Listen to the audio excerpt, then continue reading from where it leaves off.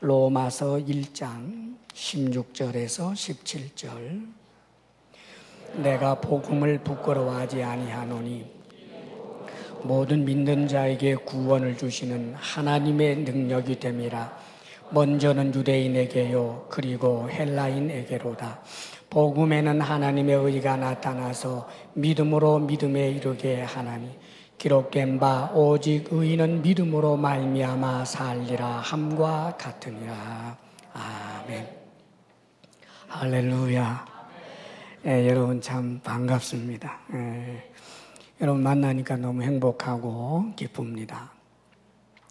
제가 여러 교회에 좀 이제 찬양하는 모습을 봤는데 우리 교회 같은 식의 찬양은 없어요. 참 굉장히 어려운데 너무 잘하네요. 감사합니다. 여러분들 뵙게 돼서 너무 기쁘고요. 제가 자리를 비운 사이에도 교회는 여전히 계속해서 성장해 가고 그런 모습을 보면서 하나님 앞에 참 감사를 드립니다. 여러분들의 기도 덕분인 줄 압니다. 오늘 말씀은 복음에 관한 이야기입니다. 지금 이제 강해를 잠시 내려놓고 오늘 여러분들 만나면서 좀 복음을 나누고 싶었어요. 이 로마서 1장 16절, 17절 말씀은 아마 제가 여러 번 설교한 본문인 줄 압니다만은 그래도 또 이렇게 여러분 오랜만에 만나면서 복음을 나누고 싶다는 생각이 많이 들었습니다. 요즘 조금 이렇게 여행도 하고 그러면서 제가 느꼈던 느낌 중에 하나는 이 세상이 복음을 참 냉소하는 그런 분위기다. 이것은 한국 땅만 그런 것이 아니라 전 세계적으로 그렇습니다. 복음을 조롱합니다. 휴머니즘이나 인본주의에 입각한 그런 이제 종교론에서 종교들이 서로 연대를 하면서 선한 일, 착한 일 하는 이런 것에 대해서는 다들 좋아라 하지만 예수를 믿으면 지옥 가지 않고 천국 간다라고 하는 이런 복음의 내용에 대해서는 사실 전 세계적인 분위기가 굉장히 비웃는 그런 분위기입니다. 사실 우리가 이 시대에 살면서 교회가 조롱을 당하고 복음이 비웃음을 당하고 있는 것을 지금 작금의 현실인 것을 압니다. 물론 그렇게 된 데에는 우리 기독교인들, 우리 교회가 이런저런 참으로 부끄러운 모습을 많이 드러냈다라고 하는 것은 우리가 감출 수 없지요. 그것은 인정해야 할 것입니다. 그렇지만 그렇다고 해서 우리가 크리스찬이라고 하는 사실, 내가 복음을 소유하고 있다라고 하는 사실에 대해서 무한한 감사와 또 긍지가 있어야 합니다. 사실은 이 복음은 절대로 조롱받을 수 없습니다. 우리는 복음을 부끄러워해서는 안 됩니다. 왜냐하면 이 세상에 그 어느 누구도 복음이 필요 없는 사람은 없기 때문입니다. 이 사도 바울 시대에도 사실은 복음을 조롱받았어요. 사실은 역사 이래로 복음이 등장하고 나서 세상 사람들로부터 복음이 환영받은 적은 사실은 없습니다. 사도 바울 시절에 복음을 전하면 그걸 연병이라고 그랬잖아요. 그러니까 바울 시대에도 바울이 전하는 그 복음을 보면서 광신자라고 미친 사람이라고 그렇게 취급을 했습니다. 다만 오늘날 이 시대는 물론 어떤 면에서 우리의 잘못 때문에 더 심각하게 많은 사람들에게 외면을 당하고 있는 것은 사실이지만 이 시대에는 특별히 이제 매스컴이라든지 인터넷이 발달함으로 인하여 우리가 잘못한 일들이 너무나 쉽게 노출이 되고 또 교회를 핍박하거나 반기독교적인 그런 입장에 서 있는 사람들에게는 훨씬 더 공격하기가 용이해졌기 때문에 때때로 우리는 우리 스스로의 자존감을 무너뜨리게 되는 일까지 일어나게 됩니다. 우리의 부족함을 인정하십시다. 동시에 그러면 그럴수록 나같이 부족한 사람에게 복음을 주신 하나님을 찬양하십시다. 그리고 내게 준 이 복음을 소중하게 여기고 감사하고 자랑스럽게 여길 수 있는 우리들이 되기를 바랍니다. 복음이 부끄럽지 않은 이유는 다른 데 있지 않습니다. 이 복음은 모든 믿는 자에게 구원을 주시는 하나님의 능력이기 때문입니다. 왜 복음이 부끄럽지 않은가? 이 복음은 우리를 구원하게 하는, 우리를 구원을 주시는 하나님의 능력이기 때문입니다. 그러니까 이 구원이라고 하는 의미를 제대로 알지 못하면 우리는 복음을 자랑할 수가 없어요. 좀 더 깊이 들어가면 우리 인간은 구원을 받아야 할 비참한 존재라고 하는 사실에 대한 깊은 성찰이 없으면 우리는 복음을 자랑하지 못합니다. 사람은 비참한 존재입니다, 여러분. 그것을 절감해 보신 적이 있습니까? 내가 구원을 받아야 할 아주 비참한 존재다라고 하는 것을 조금도 느껴보지 못했다면 죄송하지만 그는 구원의 은혜, 구원의 감격이 사실 있을 수가 없습니다. 우리 인간은 어떤 존재입니까? 삶은 참 생각해 보면 그럭저럭 살아가는 것 같지만 사는 모습들을 가만히 보노라면 참 산다라고 하는 것이 팍팍해요. 요즘은요, 누구 만나서 사업을 한다든지 직장에 다니시는 분에게 요즘 어떠세요? 잘 되고 있어요? 라고 묻기가 미안합니다. 돌아오는 대답이 거의 비슷해요. 죽을 지경입니다. 힘들어요. 가끔은 이제 제 마음을 이미 헤아려서 제가 원하는 대답, 잘 되고 있습니다, 목사님. 그러지만 어째 석연치 않아요. 그 정도로 참 이 산다라고 하는 것이 굉장히 어렵지요. 사실 우리나라는 한강의 기적이라는 말을 할 정도로 세계의 많은 사람들이 부러워할 만한 그런 국가 중에 하나가 되었습니다. 그런데도 우리 한국 한복판에서 살고 있는 우리 국민들 입장에서는 사실 이 경제적인 문제로 고통을 겪고 있는 사람들이 얼마나 많은지 몰라요. 심지어는 경제적인 문제로 자살하는 일들도 너무나 흔하게 나타나지 않습니까?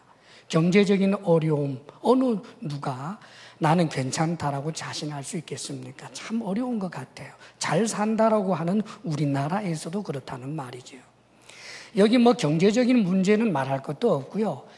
경제적인 고통은 다 그러려니 하면서 살아낸다고 해도 사실 삶을 조금만 깊이 들여다보면 산다라고 하는 것이 참 힘들어요.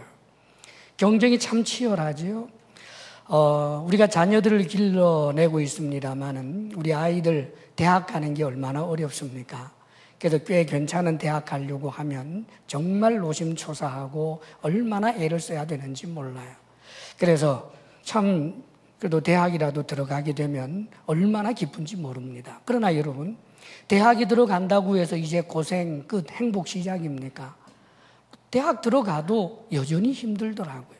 학교에 다니는 학생 자신도 힘들지만 그 아이의 뒷바라지를 하기 위해서 부모님들이 감당해야 할 일들이 얼마나 어려운지 몰라요.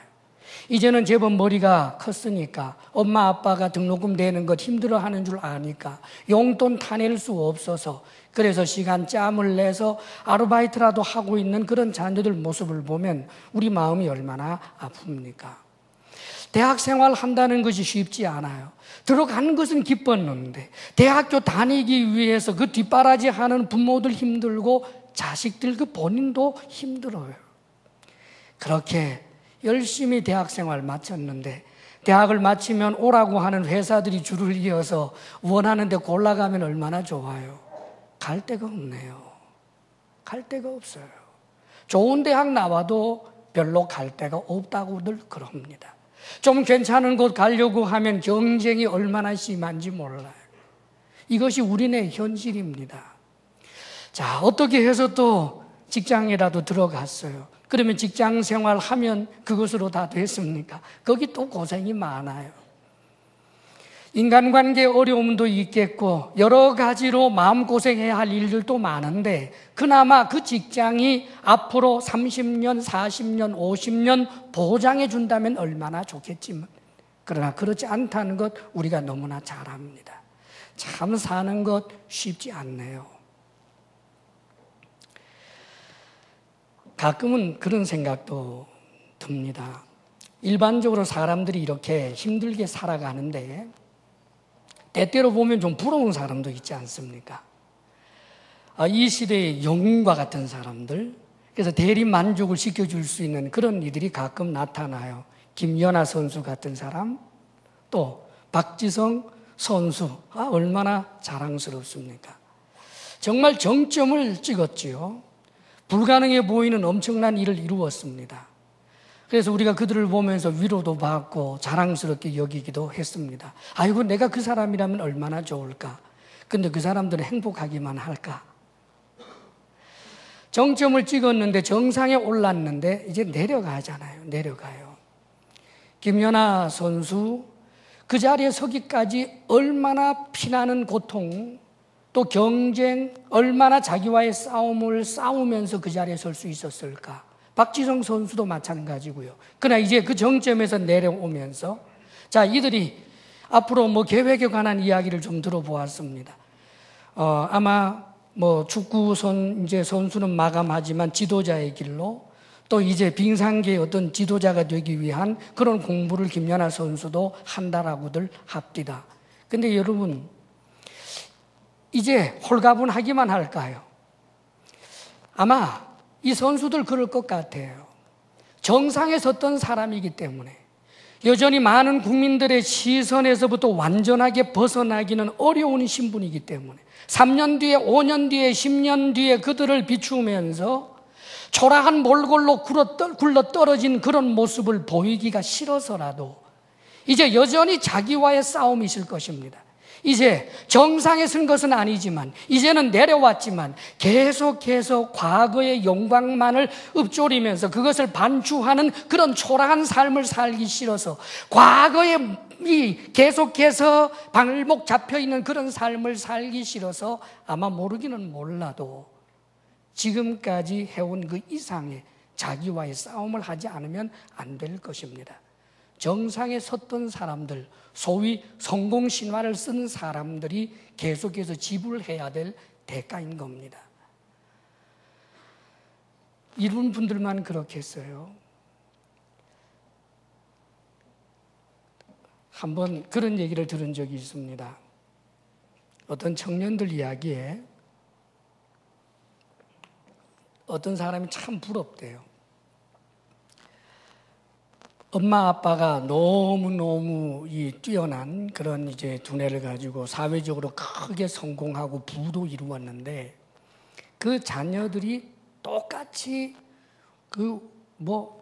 우월 유전자 무슨 그런 것을 이어받아가지고 그래서 머리도 좋고 외모도 너무 출중하고 아들은 키도 크고 잘생겼고 딸은 이쁘고 이쁠 뿐만 아니라 공부 잘하고 그래서 좋은 환경 속에서 열심히 공부해서 계속해서 좋은 대학교 가고 그래서 무슨 사 엄마 아빠와 같이 그런 전문직 종사자나 혹은 그렇지 않으면 아빠의 사업을 이어받아서 계속해서 고공행진을 하는 그런 사람을 보면 우리하고 다른 세계 별세계 사람과 같아서 부럽다는 거예요.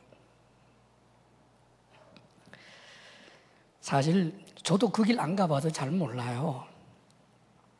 그런데 때때로 글을 통해서나 혹은 그들과 관계되는 사람들, 목사님들 이야기를 통해서 제가 조금 들어본 것은 있습니다. 훌륭한 부모님, 엄청난 재산을 가진 이의 자녀로 태어나서 그렇기 때문에 가져야 할 부담감은 또 우리 보통 사람들이 생각하지 못할 어떤 범주, 어떤 그런 성질이 있다는 거예요.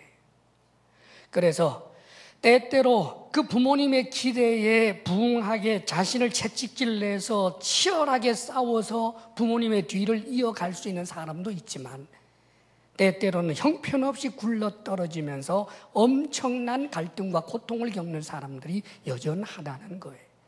무엇을 말하고 있습니까? 산다는 것이 성공해도 힘든 데가 있고, 실패는 실패대로 고통스럽고, 가난해도 힘들고 부자돼도 힘들고, 삶 자체가 그렇다는 거예요.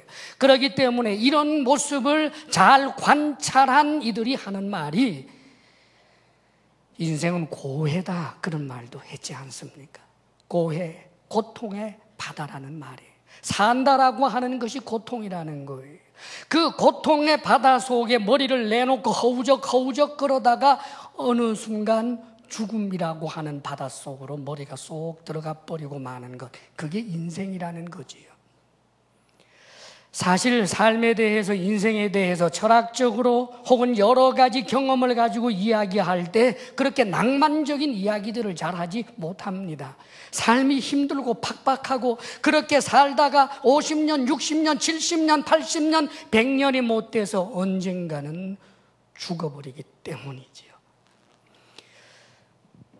전날에 남진 씨 노래 저 기억합니다. 저 푸른 초원 위에 그림 같은 집을 짓고 사랑하는 님과 함께 얼마 동안 살고 싶어? 한 100년 살고 싶어. 한 100년이라고 하더구만요.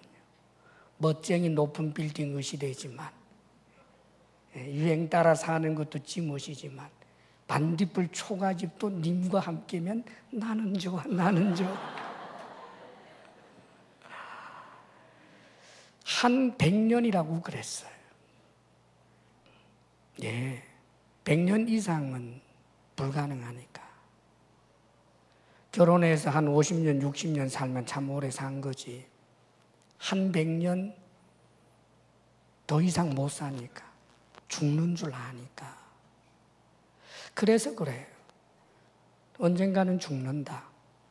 그렇지만 한 번밖에 없는 인생, 100년도 못 살고 죽는 인생, 멋쟁이 높은 빌딩 그런 것보다가 사랑하는 임과 함께 산다면 좋겠다. 그래서 어떤 이들은 단 한 번밖에 없는 삶, 100년도 못 되어 살다가 언제는 죽을 삶, 내가 무엇에 연연하겠는가? 정말 사랑하는 사람과 오순도순 그렇게 살겠다. 그것을 가치로 여기고 살아가는 사람도 있고. 무슨 소리냐? 한 번밖에 없는 인생, 내가 한번 정점을 찍어보겠다. 내 이 분야에서 내가 한번 최고가 되어보겠다. 그래서 엄청난 대가를 지불하면서 계속해서 피나는 자기와의 싸움과 경쟁에 뛰어들어서 달려가면서 그렇게 최선을 다하여 살다가 나 후회 없이 살았다 그러는 사람도 혹 있습니다. 하여간 이런저런 모습의 삶들이 있지만 나름대로 단 한 번밖에 없는 인생이다, 언젠가는 죽는다는 것을 안다라고 하면서 그렇게 살지만 결국 사람은 죽음의 자리가 가까우게 될 때 허무의 나락에 떨어질 수밖에 없는 것입니다. 사람이 죽는 것이 그것만으로 끝이라면 사실 삶을 그렇게 해석하고 그렇게 달려가 볼 만합니다. 노세 젊어서 노세, 늙어지면 못나나니 뭐 이러면서 노는 것에 초점 맞춰 살아가는 사람, 한 번밖에 없는 인생이라고 할 때 그 나름대로 그가 발견한 가치일 수 있겠습니다. 한 번밖에 없는 인생, 사랑하며 살겠다, 사랑의 가치를 두고 열심히 선한 일 하면서 살아가는 것도 하나의 좋은 가치일 수도 있겠습니다. 자, 그런데 여러분, 사람이 살다가 죽는 것으로 그냥 끝이라면 내가 나 자신에게 만족하는 삶을 살았다면 그것으로 될 것입니다. 그런데 사람이 살다가 죽으면 그게 끝이 아니라는 데 문제가 있습니다. 한 번 죽는 것은 사람에게 정한 것이요 그 후에는 심판이 있으리니 성경은 그렇게 말합니다. 인생이 왜 비참한가? 70년, 80년 살면서 눈물이 있고 고통이 있고 성공해도 어려움이 있고 실패해도 고통이 있고 산다는 자체에 고통이 있고 그러다가 언젠가는 늙고 병들어 죽고 난 다음에는 심판이 있다. 그게 누구냐? 인간이다 이 말이에요. 그래서 인간은 비참한 존재, 그래서 인간은 구원받아야 할 그런 너무나 비참한 존재라고 성경은 말하고 있는 거예요. 톨스토이가, 그분은 하나님을 만난 사람입니다. 그분의 글에 이런 게 있어요. 어떤 분이 길을 가다가 사자를 만나서 막 도망을 가다가 엉격결에 우물 속에 뛰어들었습니다. 그리고 오래 방치된 그런 우물이어서 마침 밑에 물은 없었고, 그래서 그냥 벽 같은 거 튀어나온 거 붙잡고 내려가면서 오래된 그런 우물이다가 보니까 나무 같은 것이 그 옆에 있어서 그 나무 붙들고 그 나무에 이제 걸터 앉아 있게 됐습니다. 밑을 보니까 밑에는 무시무시하게 큰 뱀, 독사들 이런 것들이 우글거리고 있습니다. 밑으로 내려갈 수가 없어요. 위를 보니까 이 사자가 우물을 입구를 내려다보면서 말이죠, 이 어금니를 드러내고 침을 뚝뚝 흘리고 있어요. 올라갈 수도 없고 내려갈 수도 없습니다. 지금 그 나무에 있는 거예요. 자, 그런데 쥐가 하얀 쥐 한 마리가 나오더니만 자신이 지금 매달려 있는 그 나무의 줄기를 줄줄줄 깎아 먹고 들어가니까 이번에는 까만 쥐가 나와서 역시 갉아먹고 있습니다. 이제 시간이 조금 지나가면은 그 줄기는 끊어지고 자신은 밑으로 떨어져서 죽을 수밖에 없는 그런 절체절명의 순간입니다. 그런 일이 반복되고 있는데 지금 배가 고파요. 그런데 어디선가 아주 향기로운 냄새가 납니다. 가만 보니까 이 벌집이 있었는데 벌집에서 꿀이 뚝뚝뚝 떨어서 옆에 있는 거예요, 지금. 그래서 그거 찍어서 먹으면서 맛있다, 맛있다. 이게 인생이다. 톨스토이가 그렇게 정의를 했어요. 이게 인생이다. 꼭 꿀 찍어 먹으면서 비참한 줄도 모르고 비참한 것도 잊어버리고 꼭 꿀 찍어 먹는 거, 그게 인생이라는 거예요. 톨스토이는 지금 무엇을 말하고 싶었을까요? 인간은 지금 너무나 비참한데 자신의 힘으로는 도저히 이 비참 속에서 벗어날 수 없는 존재. 누군가가 와서 사자를 쫓아내고 건져내야만 살 수 있는 그런 존재. 그게 인간이다라고 하는 것을 말하고 싶었던 것입니다. 그가 믿는 주님, 그 구원자 주님, 예수 그리스도, 그분을 통해서만 인간의 이 비참함에서부터 벗어날 수 있다라고 하는 그 복음의 내용을 말하고 싶었던 것일 겁니다. 그런데 동일한 이 내용을 가지고 다른 종교인들이 해석하는 것을 제가 보았습니다. 비슷한 점은 참 많아요. 이렇게 되어 있습니다. 어떤 다른 종교인인데, 자, 거기서 흰쥐, 검은쥐는 이제 세월이다. 낮과 밤이 교차되면서 세월을 깔아먹고 이제 죽는다. 역시 마찬가지예요. 그러면서 또 이렇게 표현했더구만요. 그 사자, 그것은 말하자면 과거다. 과거로 돌아갈 수 없다. 올라갈 수 없다는 말이에요. 그리고 이제 저 밑에 뱀과 저런 엄청난 구렁이, 이것은 죽음을 말하고 미래를 말하는 것이다. 언젠가는 죽는다는 것이다. 그러면서 이렇게 결론을 내렸습니다. 언젠가는 죽는데 꿀만 핥아 먹지 말고 착한 일 하면서 살자. 예, 권선징악을 이야기하더라. 선한 일들은 도모하고 악한 일들은 멀리하자. 그런데 여러분, 거기에 정말 타당해 보이고 참으로 교훈이 되는 듯 하면서도 톨스토이의 의도와는 다른 결정적인 문제가 거기에 있어요. 선한 일들을 하고 권선징악의 그런 삶을 살게 되면 그 비참에서부터 벗어날 수 있느냐, 그 말이에요. 그 비참에서부터 벗어날 수 있느냐? 벗어날 수 없다는 거예요. 그러나 너무나 많은 사람들이 그 비참에서 벗어날 수 있다고 보는 거예요. 사랑하는 여러분, 사람이 죽으면 나중에 천국이 있고 지옥이 있다, 심판이 있다. 자, 그렇게 이야기를 하는데 너무나 많은 사람들이 지옥이니 천국이 하는 것에 대해서 관심이 없거니와 소극적으로 하는 대답은 이런 정도입니다. 있다고 해도 그게 나하고 무슨 상관이 있겠느냐. 내가 남에게 너무나 못할 짓을 하고 악한 짓을 하면서 산다면 내가 지옥불이 두려울지 모르지만, 그래도 내가 소시민으로 바르게 살고 나라의 법을 지키고 어느 정도 양심을 따라 살아가는 내가 나중에 죽으면 좋은 데 가겠지. 사랑하는 여러분, 과연 그렇겠습니까? 성경은 우리 인간에 대하여 하나님의 심판 앞에서 절대로 스스로 구원받을 수 없는 존재라고 하는 것에 대하여 엄숙하게 경고하고 있습니다. 제가 어린 시절 고등학교 때 잊지 못할 일이 있습니다. 새로 전도사님이 오셨어요. 근데 제가 제법 탁구를 좀 쳤거든요.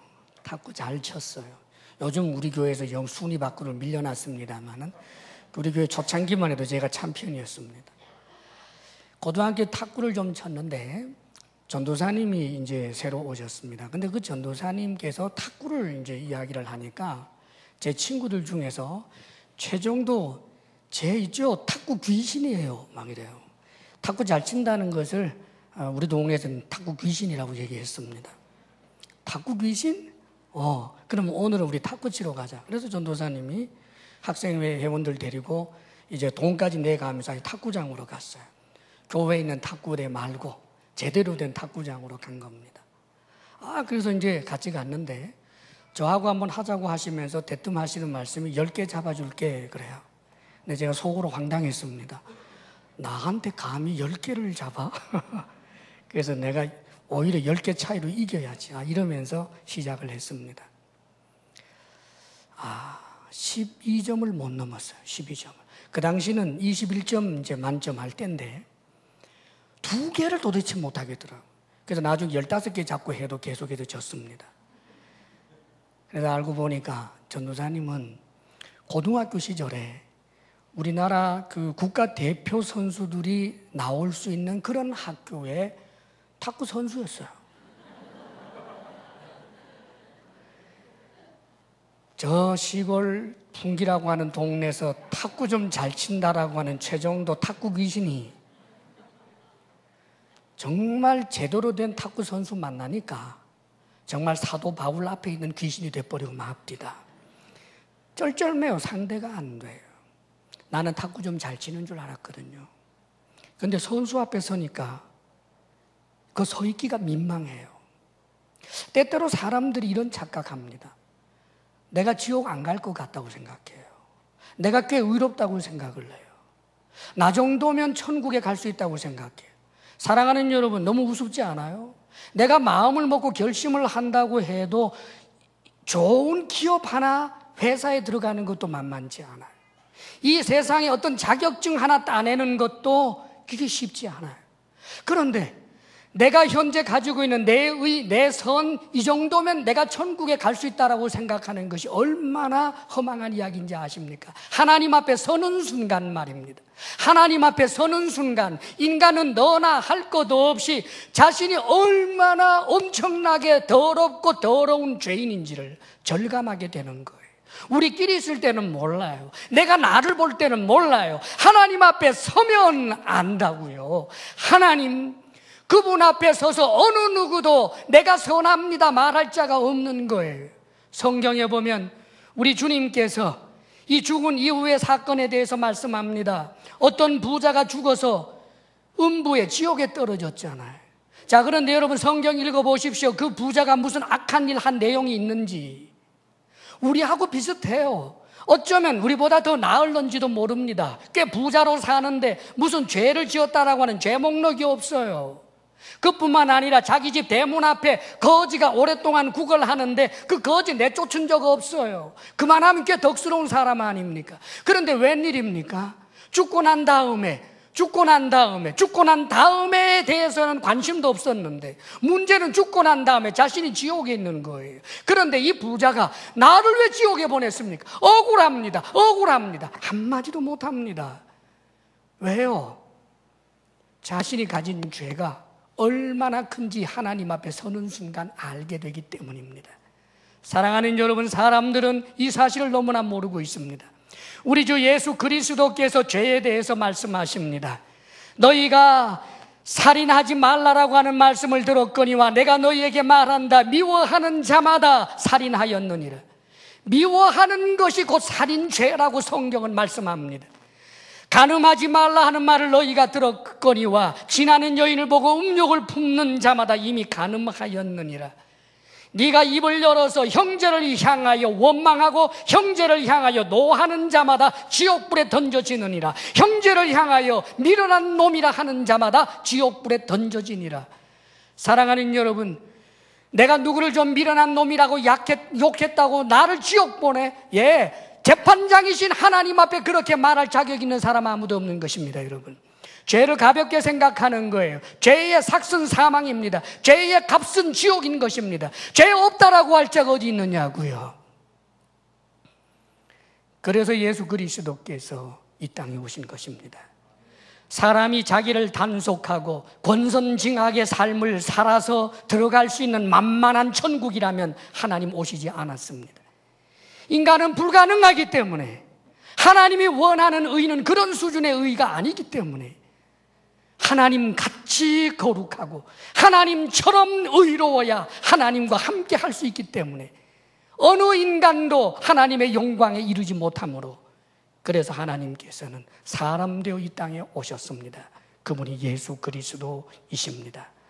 구원받는 길은 다른 데 있지 않습니다. 이 복음은 모든 믿는 자에게 구원을 주시는 하나님의 능력이 됩니다. 믿는 자에게. 그렇습니다, 여러분. 믿는다라고 하는 것이 무엇입니까? 죄라고 하는 것은 또 무엇입니까? 믿지 않는 것이 죄예요. 믿는다라고 하는 것은 하나님을 믿는 것을 말하고 하나님의 약속의 말씀을 믿는 것을 말하는 거예요. 죄라고 하는 것은 하나님을 믿지 못하고 하나님의 약속의 말씀을 믿지 못하는 것이 바로 죄의 출발점입니다. 그게 죄의 근원이에요. 아담 하와에게 하나님 말씀하셨습니다. 동산 중앙에 있는 선악을 알게 하는 나무의 실과를 먹지 말라. 먹는 날에는 정령 죽으리라. 여기 이 말씀에는 하나님의 인격의 무게가 있습니다. 하나님의 이 약속의 말씀에는 하나님이라고 하는 그 엄청난 분의 인격이 고스란히 담겨져 있는 엄청난 무게의 말씀입니다. 그런데 아담 하와는 사단의 말을 듣습니다. 사단이 말합니다. 뱀의 모습을 하고 와서 하는 말이, 선악을 알게 한 나무의 실과를 먹어라. 먹어도 죽지 않는다. 오히려 눈이 밝아서 하나님과 같이 되리라. 자, 그런데 여러분, 아담 하와는 하나님의 말씀을 믿지 않고 하나님의 인격을 가볍게 여기고 마귀의 인격을 무겁게 여기고 마귀의 말을 중하게 여겼습니다. 이게 죄입니다.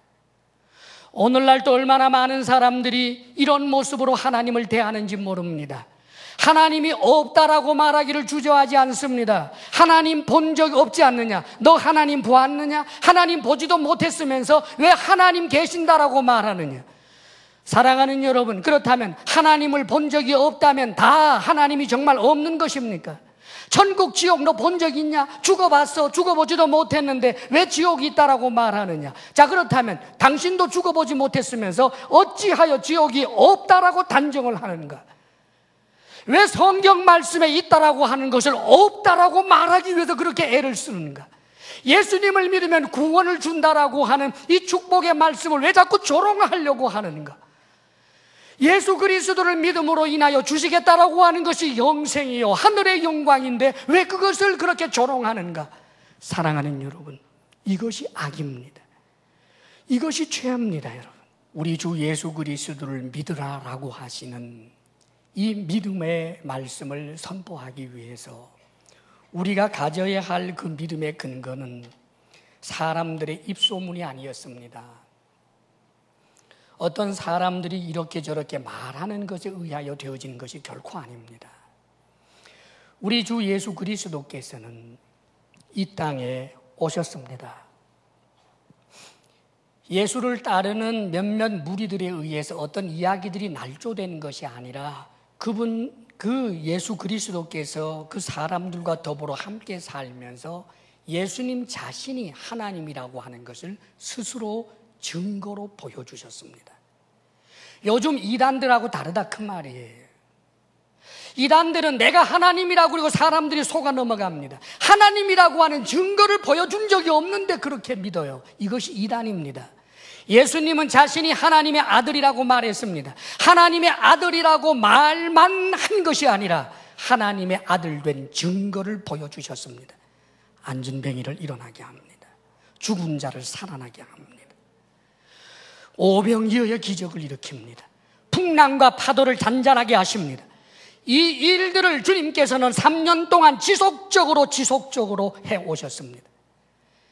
우리 예수 그리스도께서 일으키셨던 그 여러 가지 기적들에 대하여 많은 이 반기독교 세력에 있었던 그 수많은 학자들이 그것이 거짓이다, 거짓말이다, 사람들이 지어낸 이야기다라고 하는 것을 증명하기 위하여 얼마나 많은 노력을 했는지 압니까, 여러분? 그런데 놀랍게도 그들 가운데는 학자적인 양심을 가진 사람들이 있기 때문에 그 사료들을 연구하고 또 연구하면서 그들이 내렸던 결론은 허무맹랑한 그런 이야기가 아니라 여기에는 어떤 사건이 분명히 있었다라고 정의할 수밖에 없었습니다. 사랑하는 여러분, 그렇습니다. 우리가 예수 그리스도를 믿는 믿음의 근거는 내 생각 속이 아니라 누구의 이야기를 들어서가 아니라 이 땅에 오신 예수 그리스도 그분께서 분명히 드러내 보여주신 증거 때문인 것입니다. 나는 이 예수 그리스도께서 하나님의 아들이신 것을 믿습니다. 사랑하는 여러분, 주 예수 그리스도를 믿음으로 말미암아 구원을 얻게 된다라고 하는 것, 이것이 바로 복음인 것입니다. 다시 한번 정리합니다. 70년, 80년, 100년도 못 되는 삶을 우리는 숨가쁘게 살아갈 수밖에 없습니다. 힘들고 고통스럽게 살다가 죽고 죽음으로 끝이 아니라 지옥에 던져지는 비참한 존재인 우리가 예수 그리스도를 믿음으로 죽음을 종이장처럼 짓고 영생을 얻게 되고 죽음 이후에 심판을 받아 지옥에 던져지는 것이 아니라 천국 영광을 누리게 되는 것이 바로 복음입니다. 그런데 사랑하는 여러분, 복음은 그것으로 끝이 아닙니다. 나중에 죽을 때 죽음의 문제 해결하고 심판대 앞에서 내가 지옥 가지 않게 하는 미래의 이야기만 담고 있는 것이 복음이 아니라 복음은 내 80년, 90년 내 삶의 문제를 해결해 주는 하나님의 능력인 것입니다. 그렇습니다. 사랑하는 여러분, 복음을 누리시기를 바랍니다. 복음은 지금 현재 살아있는 내 인생의 내 문제를 해결할 수 있는 하나님의 능력인 것입니다. 경제적인 어려움을 겪고 있습니까? 사랑하는 여러분, 믿음으로 하나님과 동행하고 하나님께서 필요를 채워주시는 것을 경험할 수 있게 되기를 바랍니다. 복음을 누린다라고 하는 것, 그것은 바로 믿음입니다. 주님을 의지하고 날마다 주님과 동행하노라면 감옥에서도 노래할 수 있고 가난 가운데서도 기뻐할 수 있고 이 세상 사람들이 이해할 수 없는 신비한 감사, 신비한 기쁨, 그것을 가지고 살아가는 삶이 되는 것입니다. 돈이 많아서 행복한 것이 아닙니다. 돈이 많은데도 거기 눈물이 있습니다. 성공했다고 행복한 것이 아닙니다. 성공했어도 엄청난 그림자가 있는 것입니다. 가난해서 불행한 것이 아닙니다. 예수 없어 불행한 것입니다. 날마다 예수님과 동행할 수 있게 되기를 바랍니다. 주님을 믿고 의지하면 이 세상은 살아볼 만한 멋진 세상인 것입니다. 주님 의지하면서 노래하며 사는 것입니다. 내게 50년이 주어지든 70년이 주어지든 상관없습니다. 주님과 동행하면서 최선을 다하여 구원 얻기 위하여 선을 행하는 것이 아니라 선을 행하는 것이 나를 사랑하시는 하나님 아버지의 뜻이기에 최선을 다하여 선한 일에 힘쓰다가 때때로 내가 약하여 죄를 짓게 되면 다시 주님 앞에 회개의 자리로 나아가고 점검하고 내 길을 바로 세우고 가야 할 길을 정하고 그렇게 60년, 70년, 80년 사는 것입니다. 노래하며 사는 것입니다. 넘어지면 일어나고 새 힘을 얻고 그렇게 사는 것입니다. 그러다가 어느 날 죽음이 다가오게 되면 그 죽음 앞에 두려워 떠는 것이 아니라 죽음 저편에 내게 주어질 영원한 영광을 생각하면서 아버지여 내 영혼을 아버지 손에 맡기나이다 할 수 있는 자가 크리스찬인 것입니다. 사랑하는 여러분, 복음은 우리가 부끄러워할 내용이 아닙니다. 복음보다도 소중한 것은 없습니다. 복음을 자랑하시고 복음을 믿고 살아갈 수 있기를 주의 이름으로 축원합니다. 기도하겠습니다. 이 시간 간절한 마음으로 주님 앞에 결단하며 기도하기를 바랍니다. 복음을 누리는 것은 믿음입니다. 사랑하는 여러분, 복음을 자랑스럽게 여기십시오. 이제 믿음으로 사십시오. 죽음의 문제, 심판의 문제가 해결되었을 뿐만 아니라 살아있는 삶의 그 어떤 문제도 우리를 저주스럽게 할 수 없습니다. 날마다 믿음으로 살게 해달라고 주님 앞에 이 시간 기도할 수 있기를 바랍니다. 기도하겠습니다, 여러분. 우리를 이 모든 비참에서 구해 주실 이는 하늘과 땅의 창조주이신 우리 주 하나님밖에 없습니다. 아버지 하나님, 참으로 우리를 구원하여 주신 하나님의 그 크신 은혜를 우리가 무엇으로 갚아 보답하겠습니까? 감사할 뿐입니다. 우리를 위하여 친히 사람 되시고 죄인 되시고 우리를 대신하여 십자가 형벌을 받으시기까지 하시면서 우리를 구원하여 주신 하나님의 그 크신 사랑을 우리가 온전히 믿고 바라며 주와 동행하는 우리들이 되게 하여 주옵소서. 아버지여, 아버지여, 우리로 하여금 복음을 부끄러워하지 않게 하시며 복음을 누리며 복음을 전하며 살아가게 하여 주옵소서. 주의 사랑하는 이들이 주님 앞에 감사함으로 예물을 올려드립니다. 아버지여, 이 물질에 담겨있는 주님을 향한 사랑과 정성이 우리가 주님을 향하여 편손이 부끄럽지 않게 되기를 원하오니 혹 우리에게 허물이 쌓우면 주의 보혈로 덮어주시고 우리가 드리는 예물을 받아 주시옵소서.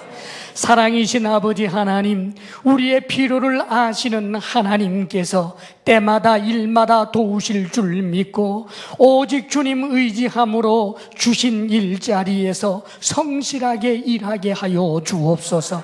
하나님께서 주신 분복을 누릴 줄 아는 우리 성도들 되게 하여 주옵소서. 사랑하는 성도들에게 건강의 복을 주시기를 원합니다. 마음의 평강 주시기를 원합니다. 부부사랑 돈독하게 하시기를 원합니다. 우리들의 자녀가 주 안에서 잘되는 복을 허락하여 주옵소서. 이제는 우리 주 예수 그리스도의 크신 은혜와 하나님 아버지의 한없는 사랑과 성령의 교통하심과 충만케 하심이 믿음으로 복음을 누리며 살겠습니다. 결단하며 나아가는 사랑하는 모든 성도들 위해 이제로부터 영원토록 함께 하시기를 간절히 축원하옵나이다. 아멘.